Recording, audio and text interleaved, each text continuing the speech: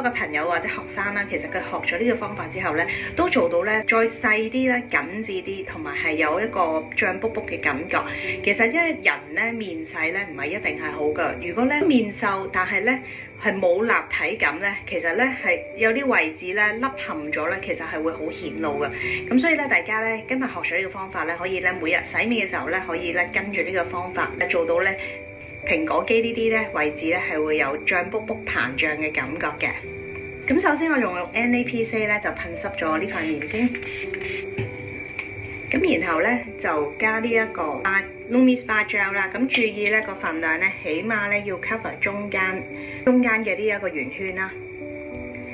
咁然後就將佢搽勻咗去塊面上面啦。下巴開始打橫喺呢一度推，打下呢一啲淋巴引流嘅位置啦，同埋一氣呵成可以向上提升，用少少力向上，好似拉面皮咁樣將呢個邊位咧向上推上去額頭，呢個咧都可以幫助咧減淡呢個苦紋。完呢個 set 之後咧，咁大家咧就可以咧喺嘴角呢一條肌肉45度角一個方向咁樣向上推，幾日咧呢度就會有脹卜卜嘅感覺。好啦，跟住咧鼻側邊呢一條肌肉，我哋亦都係向呢個方向推。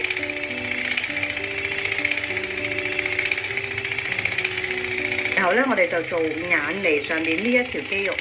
打下佢呢度，拎起眼呢一條肌肉，咁然後額頭咧就係咁樣向上推，下巴畫上嚟呢一個位置，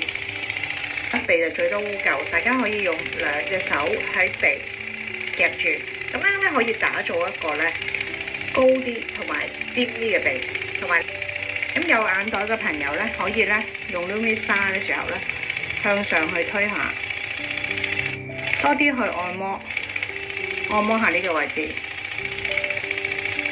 咁然後就可以洗面㗎啦。咁啱啱洗完呢邊面咧，大家都會睇到一個緊緻度啦，同呢一邊比較啊，係提升晒嘅。